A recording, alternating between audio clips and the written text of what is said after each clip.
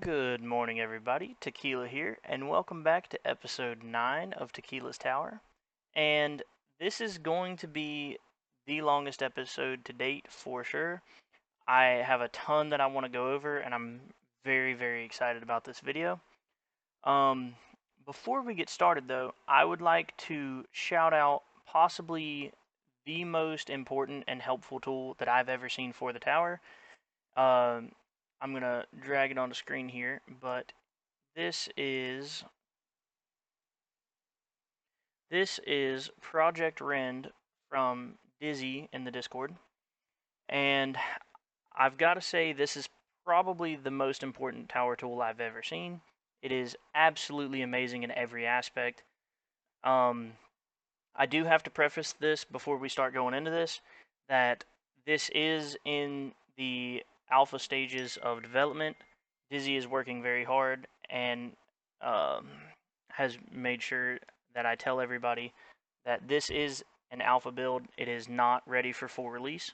However, even with that being said, I still think it's in an amazing state. It's been insanely helpful for myself, and I know several other people. I highly encourage everybody to head over to the Discord and get in on this, help with the development. Dizzy is absolutely amazing. He's working extremely hard. He's very receptive to anything that you would like to, any issues or any bugs, anything like that with this tool. And like I said, it is absolutely amazing. But if you see here, I haven't done a ton. I uploaded some of my runs, so far I've uploaded 39, and I uploaded some of my early runs, some of my middle game runs, and then I've uploaded the last probably 5 to 10 of my no, probably closer to 10 or 15 of my most recent runs here. And first things first, I'm actually going to show you how to upload a new run. So you just click your new run, you pull up the thing. So let's see, 87F1 through 4. Oops. Come on. There we go. And you just drag and drop. And if you see here, it adds this run to my calculator. So if you hover over the run, it'll tell you the cells per hour and the coins per hour. So I'm making 411.8 billion coins per hour. Up here, it'll show you some different stuff.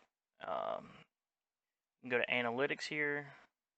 I honestly haven't messed with this too much, but there is a lot of very useful things. Your labs, which I don't know. Yeah, I've implemented my labs in here, and it'll actually show you. So a lab that I'm working on right now, lab speed right here, it's at 68, and target set to max. And with at the top here, I've got it set to a 3x boost. That's what I'm currently doing. And if I want to max this, it is going to take me 250 days total to go from current to max. Um, and you can obviously change everything here. And this is really helpful for planning out your labs with where you are at in the game. And then my possible favorite thing here is actually the card tracker, where it tells you, so I've got maxed common cards. I have 597 out of the 640 rare cards. I've spent almost 12,000 gems getting rare cards. I need 860 more. So I'm actually using this. I'm probably going to start trying to push my rare cards up sooner than I was originally planning, but we'll get into that.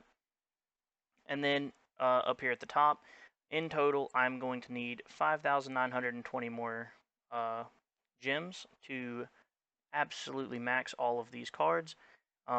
This is extremely helpful. And then there's an imposter mode, which is just kind of like a simplified stats thing. So it'll tell me my coins per hour, cells per hour, total time recorded on this app.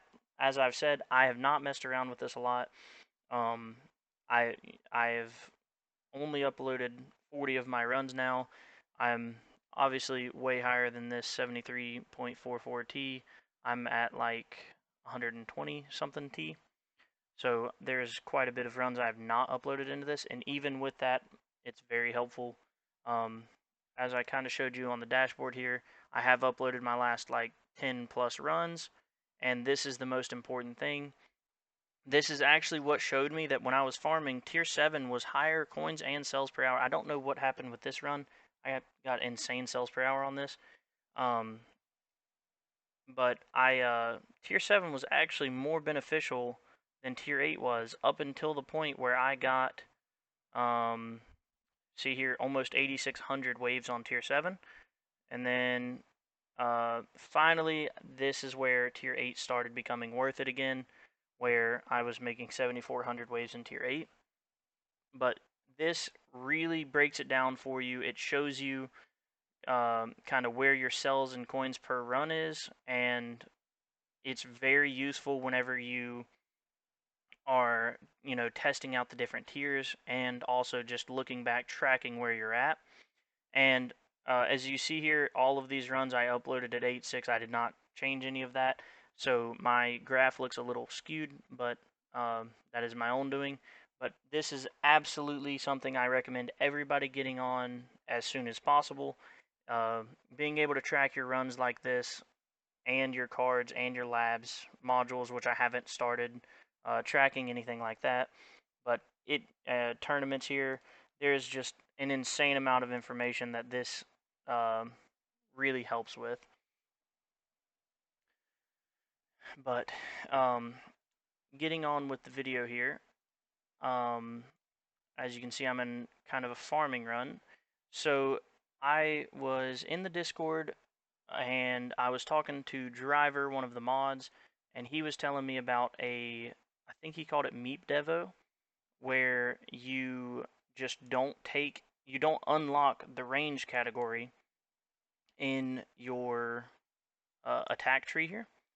And I was running full blender, and I was making, I can pull it up, but it was like 4 billion or 3.8 billion a day, or sorry, per run, 3.8 trillion per run.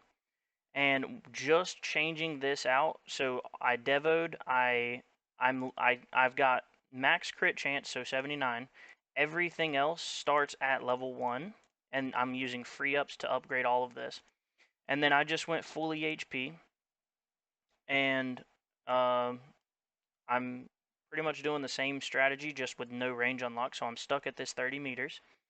And I tested this over 3 runs where I did not upgrade my workshop to avoid any bit of like progression that those coins would have given me. But I saw a 24.6% coin increase over those 3 runs, like averaging those 3 runs out. I saw a 24.6% coin increase from running standard blender. And this kind of lets you go. So this is helpful for me. I'm fully AFK. I do not click in any of my stuff most of the time. I mean, when I'm here, I will, but I don't a lot of the times. And this lets me gold box my health regen, and wall health, which I'm very far from doing with just workshop coins. And being fully AFK, that's very important for me. And to me, I kind of do it as a cross between regular Blender and Orb Devo because um, it I'm too early in the run for it now. But normally by about 1,000 waves, enemies will really start hoarding up on my tower. And then when the golden tower sync goes off, my black holes pull them to my tower range, and my orbs kill everything, kind of like it's doing here. And with it being the minimum range, my black hole, as you can see, kind of covers the entire screen. And this has gotten me a lot more coins.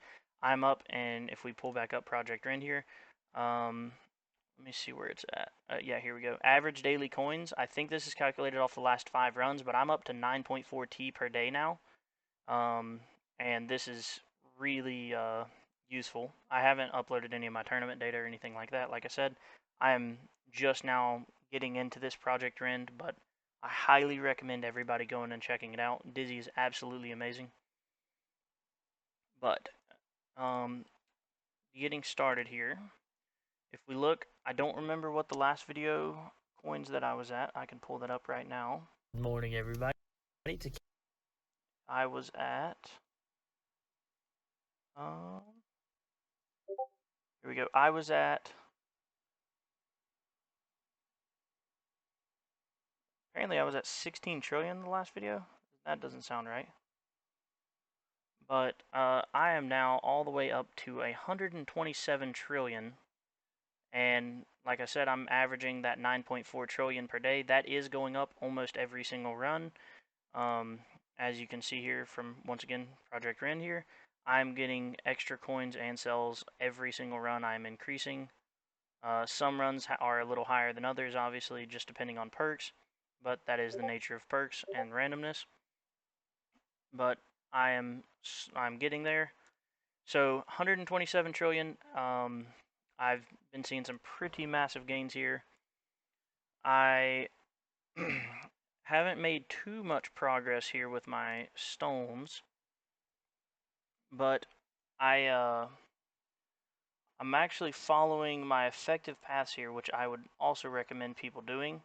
If anybody needs help with that, I would highly recommend checking out Spartan's Discord. I will link both Spartan and Dizzy's Discord in the description.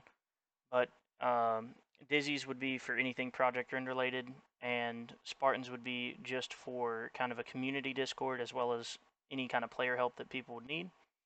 But if you look here, I am just following my effective paths, and let's just go big with it. So for econ here on the stones, it is telling me golden power bonus, quantity, more bonus, and then a little bit more angle. I did get that fourth spotlight in the last video. So kind of my plan here is to do these first 2.22k stones worth of upgrades here. So I'm going to go all the way until I get 130-second sync cooldown, and then I'm going to grab this spotlight angle. When I get done with that is when I'm actually going to go ahead and get my 7th ultimate weapon. I'm going to be getting Inner Landmine, and that is because I've talked with a lot of people, and I'm mainly between the two, Inner Landmine and Chrono Field, leaving the only one. Hang on, let me mute this. Um, so I'm between Inner Landmine and Chrono Field. I'm leaning towards Inner Landmine. I've heard it's just a much cheaper stone barrier to entry for getting it useful. I think people have said it's around 2,500 stones, and uh, Chrono Field would be somewhere closer to like 6k stones, and also Chrono Field has a lot more labs. I am planning on running EHP pretty much through until I cannot physically do it anymore. I'm going to max everything that I can. I'm fully planning on pushing at least tier 14 as EHP. I'm a ways away from that. I'm currently only farming tier 8 just as of a couple days ago. So pretty far off on there. And if you look at my labs here, after looking at that, I finally started reroll shards. It was at level 0. I'm going to pull up the history really quick. I've started a little bit of damage with the shock multiplier. It is massive on the effective paths damage here for E damage. I haven't updated this since last night, but shock multiplier is absolutely huge here. And then I'm kind of thinking about keeping these in all the way through to finishing out Spotlight 18. As you can see, that will take me 22 days and some change running at 3x, which I am. And I will cut out a tiny bit of time. Oh wait, no, I'm not. I'm just gonna run those because it's only 3 minutes, 4 minutes. So nothing. But yeah, I'm probably gonna just follow this all the way through to the end of Spotlight Missile here. Um,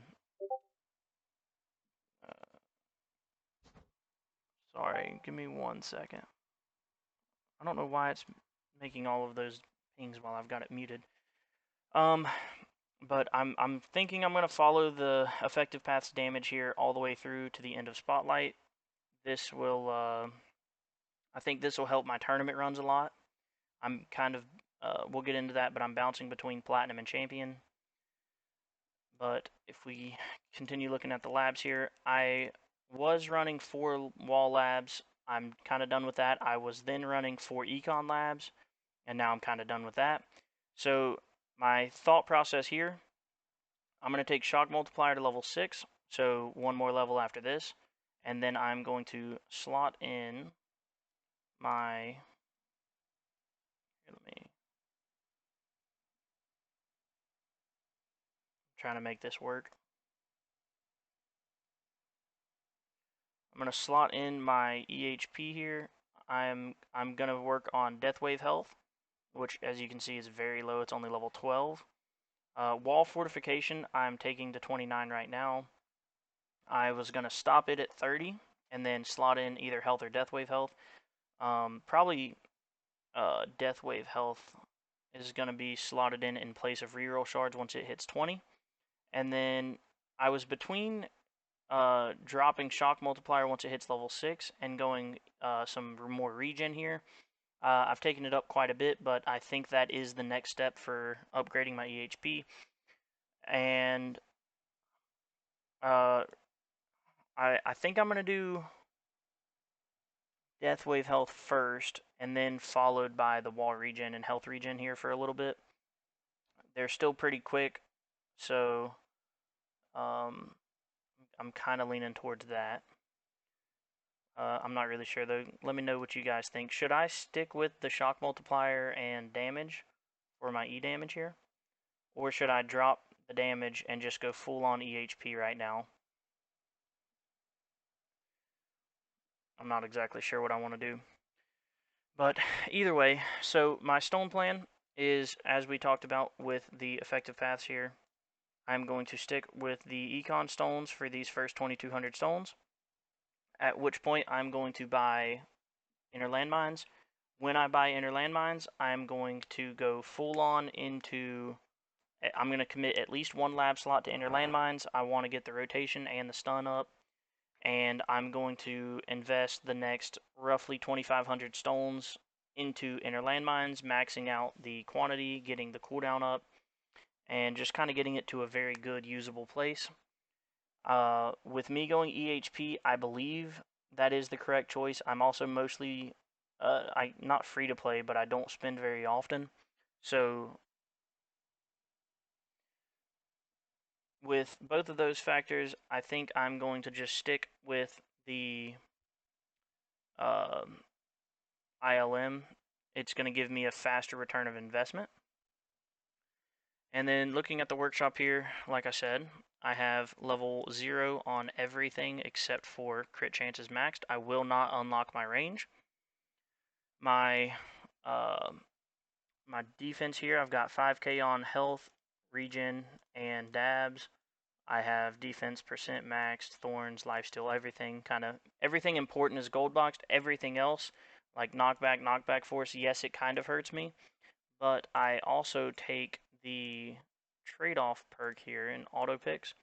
I have the lifesteal minus knockback force up pretty high because that is going to allow me to hoard enemies better, a lot faster. But obviously I have all of the important econ first.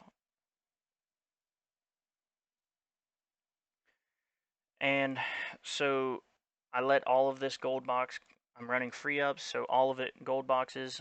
It's a little bit less efficient than an orb devo because your shockwave size will max out, so you're going to be knocking enemies all the way out to that like 70-ish meter range with your shockwave. And so some enemies are going to be getting trimmed by the orbs that you would rather be hoarding, which or you would be hoarding if you were running Orb Devo. But because it's not Orb Devo, uh, you're losing some. I think that if you were able to and got card masteries, locking your orbs would be the most important thing. Locking your workshop orbs at 0, which I just have gold boxed at 4. It doesn't really matter. And I've got wall health up a little bit. I'm going to give that 3 more levels so it's even at 800. And so by the end of my runs, everything is gold boxed, including my EALS, enemy health level skip, everything gets gold boxed. And it pretty much becomes Orb Devo, like I said, around 1,000 to 1,500 waves, and that's when enemies start getting hoarded. For my wall specifically, I have wall health 39, regen is at 11, or sorry, 38. Regen is at 11, wall thorns is at 9, and fortification is at 28, almost 29. with I've gotten my health up to level. Sorry, health is at level 37 now, and regen I got up to level 40. So I've come a long way in the EHP. Enhancements here, I've got 10% on damage. This one I'm really happy about. I've got 42 on health, 41 on regen and dabs, and I'm working on getting my wall health up to the 41 as well. I'm pretty much bringing them all up equally because of the exponential coin cost increase, even though everybody says dabs is an absolute waste. In run, or here, I'll show you. Without the perks in run, I'm starting the run at almost 2 billion. In run, I get up to 3.6 billion, and that is with a legendary substat on my sharp fortitude. If I were to have this at um, ancestral, which I'm far away from, I understand, but an ancestral substat, I would be at 32 billion uh, dabs, and at wave 6,000 on tier 8, I would still be completely immune to damage because with a ancestral defense percent, I would only be taking, I think it was 13 million, or 13 billion rather, damage, and I would have 32 billion damage dabs.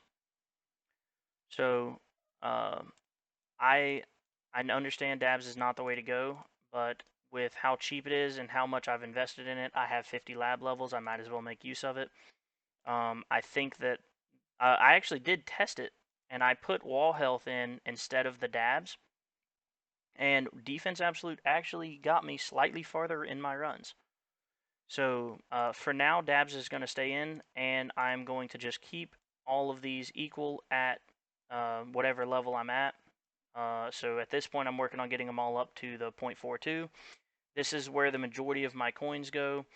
Whenever I am getting to the point where I'm going a little bit farther, I'm going to keep working on my coins and cells. They're both at 18 right now. I'm going to keep them even roughly. Coins is going first because I want to start, I want to keep going with my workshop here, or sorry, workshop enhancements. And uh, to my cards here, as you saw on Project Rend, we go to the card tracker. I do have all of the common cards maxed. I'm getting very close on my rare cards. I need probably, once you account for getting some epics, I'm probably going to need about 1,000 more gems to get my rares maxed, which is awesome. I kind of want to go ahead and do that, but the problem is my modules here. If we look at core, I'm 2 away from a mythic ohm chip. I am 1 away from a mythic dim core, and I am 1 away from a mythic harmony conductor. My goal right now, so I'm running dim core all the time. My goal is to get either a mythic Om chip or a mythic harmony conductor. That way I can roll mythic farming stats on either of them, and then I can change this dim core to be also mythic, hopefully, and re-roll this to give me tournament stats. And I think that would massively push me. I run this dim core all the time. It is pretty much set up for what's it called, farming. And then I am 1 away from a legendary G comp. I am 1 away from a legendary Singularity Harness. I don't think I would drop Singularity Harness for the G comp, especially with me being 1 away from Mythic G comp either way. Unfortunately, what I would drop it for would be the Black Hole Digester, but I'm 2 away from it, so I doubt I'm going to get 2 Black BHDs before I get 1 more G comp. And then similarly with cannons, I am 1 Astral Deliverance away from Mythic with it. Not that that matters as much. I don't have bounce shots unlocked, so that doesn't matter. One thing I would really like to do is actually get this death penalty up and roll it for more damage. So if you look here, I've got crit factor and super crit. Super crit doesn't even matter because I don't have it unlocked, but I would like to roll Astral Deliverance to kind of be more for my farming, increasing my ultimate weapon damage only, and then have death penalty with like attack speed and crit, stuff like that, so I can run that also for tournaments. I think if I'm able to switch out the dim core for damage and a death penalty for damage, I think that would massively increase my tournament runs. And then here for armor, kind of the same old, same old. I have my legendary Sharp Fortitude, and then I have one epic Wormhole and Space Displacer. The game does not like to give me epics. All of these are just fodder down here. The game does not like to give me epic in the defense, but I can't complain. Of all of my 4 epic defense modules, 2 of them have been Sharp Fortitude, the most important one for me, since I am running that EHP. And I want to say that about does it for this video. Let me see if I'm missing anything. Oh, tournament progression. So I am doing the same old, same old. I'm pretty consistently around 1100 waves. These last 3 have actually all been done fully AFK with my farming cards on because I'm lazy. And actually, this 1124, I think I actually ran.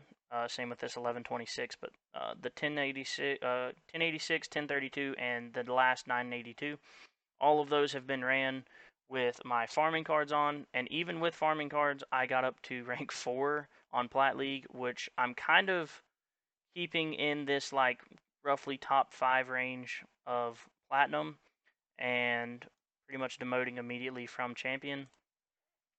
I'm kind of excited to see this next tournament though, because I've gained almost 4x my EHP now, and I'm really excited to see this next tournament. I'm starting to care a little bit more about stones because I'm getting to the point where everything is just ridiculously expensive for a free-to-play player. So, oh, and last thing here, the events, the fish card, absolutely goated. Everybody should buy it. Defense absolute.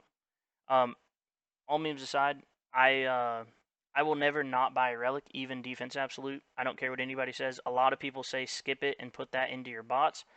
I am a big proponent of buy every relic no matter what. They're a permanent gain to your account. You never know if they're going to rework defense absolute. You never know if they're going to change something where the more relics you have, I don't know, the better your account is, something like that.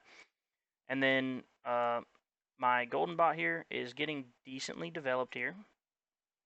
I am pretty happy with it. But as soon as I gold box it, unlike what everybody is planning on doing and going amp bot, because I'm planning on running EHP forever, I'm actually going to go flame bot next. And biggest thing with this is it has their damage reduced.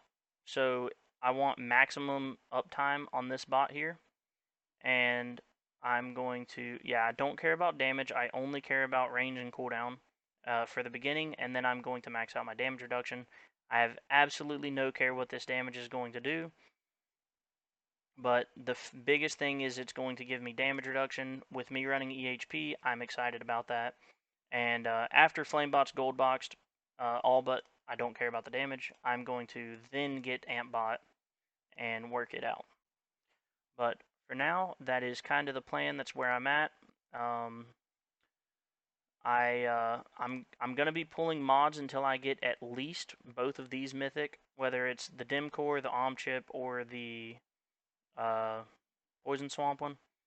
Either way, and then kind of my goal, if I do get this Harmony Conductor as my first mythic, um, I'm gonna try to buy ILM as fast as possible. That way, 50% of my farming runs are gonna get Poison Swamp from the free up.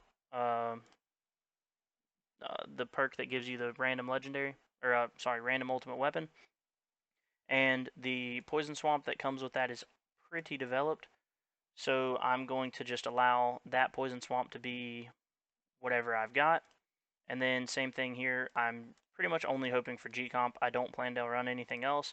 I would swap it out for a Mythic BHD and then respec my bot, which would be free for the first time, and then sync my uh, golden bot with my uh, BHD, or sorry, not my BHD, but my golden trio combo. And then kind of same thing. I am keeping them all synced, so I'm keeping Smart Missile synced with my golden trio. That way I can just leave it on no matter what. It'll never hurt me.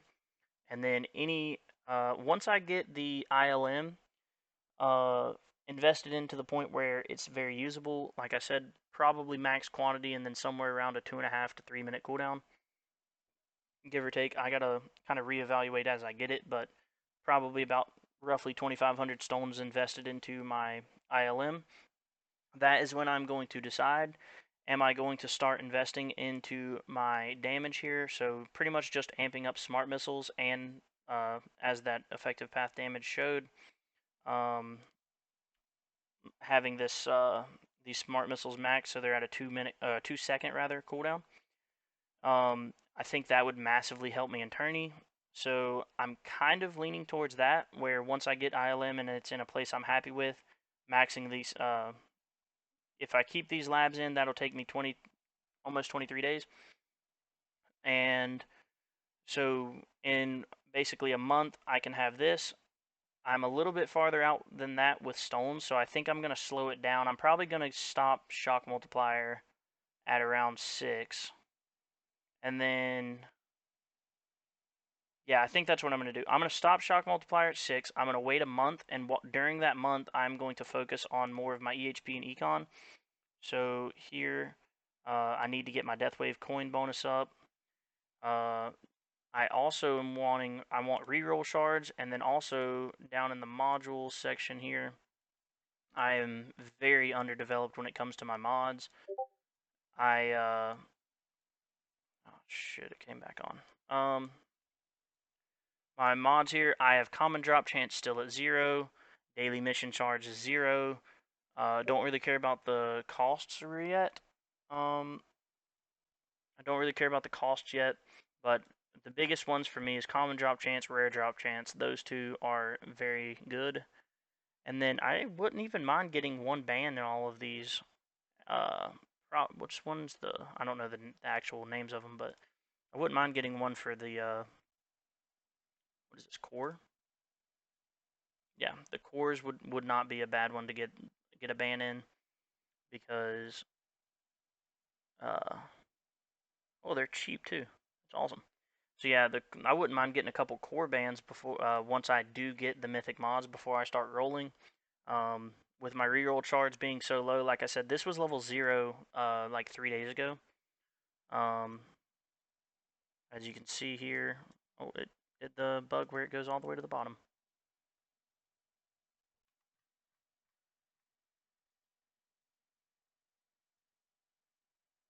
Well, that's unfortunate. Let me see if I reopen it. Does it? Nope, still there. That's great. History. You just give me 1 second. Sorry. Yeah, I don't know what this causes this bug when it goes all the way back to the top, or bottom rather.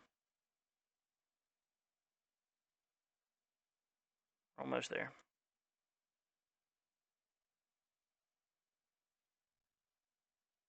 Here we go. So yeah, if you see here, there's quite a bit shock multipliers from last night, but then reroll shards. I put that in. I got my reroll shards and health regen up quite a bit this past week, and death wave cells as well. I think I'm gonna just leave death wave cells in until it's maxed. But I'm gonna drop reroll shards at level 20, and I'm gonna drop shock one more level after this, so level 6. Sorry about that. And then I'm gonna focus on the econ just a little bit more. So I'm gonna take Death Wave Cell up to 14 here. Probably skip on the Golden Bot duration for now. Um, let's see. I'm pretty happy with the econ, honestly. Like I feel like I'm making a good amount of daily coins. I would almost rather focus on the EHP. So yeah, I'm gonna drop reroll shards and slot in the Death Wave health, and then I'm gonna drop Shock Multiplier and drop in the regen labs here. I think that's the move for me. But that is officially going to do it. I'm sorry for kind of getting lost and rambling a little bit here. But as a summary, the biggest thing to take away from today's video is please go check out the Project Rend Discord. I will have it linked in the description below. Dizzy's absolutely amazing. Just a reminder, this is in the alpha stages of development here. Please be respectful to Dizzy. He's a very busy guy, but he is absolutely amazing. He's very responsive, and he is working extremely hard. And in my opinion, this is absolutely the most important and best tower tool that I've ever seen. Being able to track your runs and efficiently look at all of this, looking at your cards, everything about it is absolutely amazing. But that is going to do it for today's video. I appreciate you all for watching. Please leave a like and subscribe. And just remember, guys, it's a good day to have a great day.